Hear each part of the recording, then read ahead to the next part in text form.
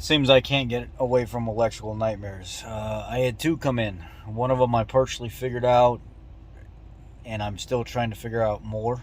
And the other one is this 2008 F150 that I'm in right now. It's an FX4 543 valve. It's trying to pull 10, 11, 12% of fuel away almost all the time.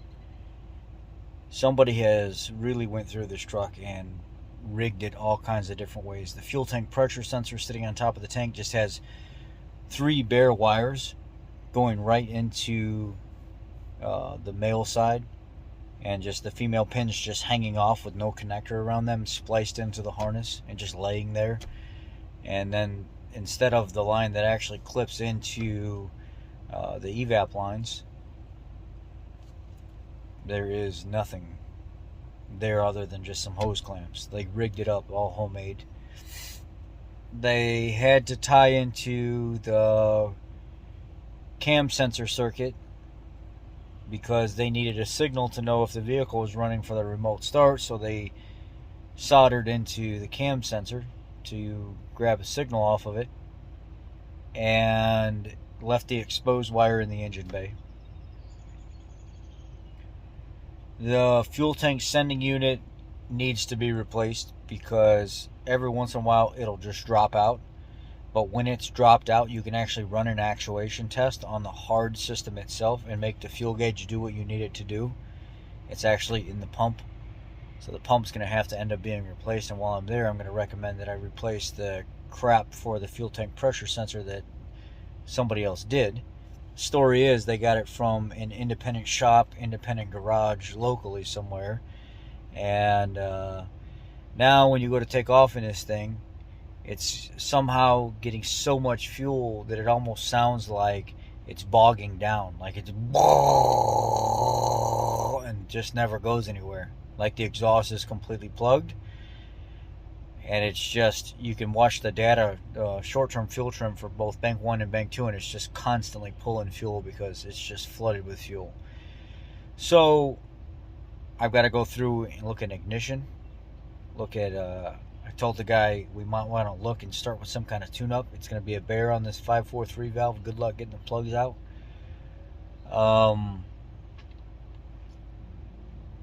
Yeah, it seems like I can't get away from these electrical nightmares and just do some normal work like earlier today. I was able to breathe for a second, but right back into the electrical shit. And just like one of the other guys here, our senior guy at the shop that's been doing it forever, he was like, well, you're good at it, so have fun.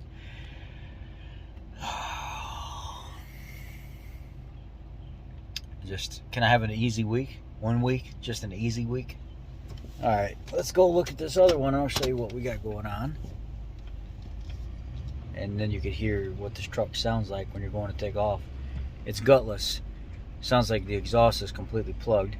And then it keeps throwing a power steering pressure sensor issue, as if that power steering pressure sensor in the line, like the Crown Vics and the town cars, need to be replaced. Goes nowhere. It's just so slow, like it's just flooded. And then I've got another vehicle right here. 2008 Super Duty dump truck. Came in, won't start, security lights on, battery keeps dying. Go to start pulling it apart, and there's literally mounds of fertilizer and sawdust and wood chips and whatever came off of people's shoes for the last 24 years in the floor of this truck, rotting out. So somebody was in there messing with it and wiped the PCM. So I got PCM programmed, got an extra key cut so I could program 2 keys to it so the security system would disable. Then after I got the parameter reset, and it's supposed to ask me to set a second key in the system, it didn't ask me anything. It just said complete. Security light went off. PCM is now programmed. I'm communicating fine after I found fuse 76 was blown, which is the V-power for the PCM. And then I found 3 other fuses and the battery, or the smart not a smart junction box, the body control module inside the vehicle on the passenger side kick panel. And then there were two connectors in front of the kick panel that were full of grass and fertilizer and corrosion. Cleaned all those out, so now the vehicle's communicating fine, but the starter relay says disabled. It still does not like something it's seeing, so it will not let the truck start. So I've got to continue to dig into that. It is nightmare after nightmare after nightmare. And then on top of that, they ran their own big wire down there. They chopped up a bunch of wires and ran it along the frame. They did a lot of their own work and jerry-rigged a lot of stuff that now I have to go through to try to figure out what the hell's going on. The restraint control module that's in there, you know, that monitors what's going on, it says it cannot communicate with it. So that may be part of the reason why, I don't know, if it's disabling the starting unit because that module's offline and it knows it's not safe to drive. I don't know. I have no idea right now. I just know that I have done enough electrical in the last 6 months on just straight garbage that I'm done, man. I'm done altogether, because you guys know as well as I do, you do not get paid for all the time that you have into these jobs. When you dig into them, you got to start with a few hours. Okay, I need a few hours, and let's see where we're at. Then you got to call the customer back up again. I need a few more hours. Then you need a few more hours. Then you need a few more hours. Well, how long do you keep asking for time to keep digging into other people's problems until you just say, look, I'm wasting your money right now. I'm finding problem after problem after problem after problem, and this just ain't worth it anymore.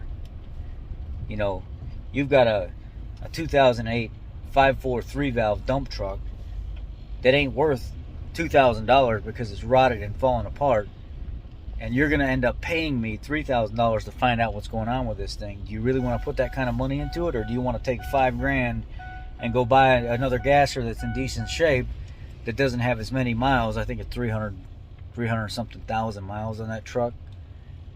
What do you want to do?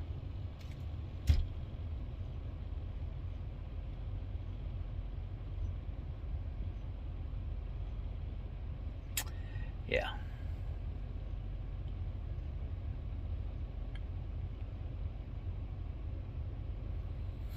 I'm tired. I'm going home. This can wait till tomorrow. Y'all be blessed.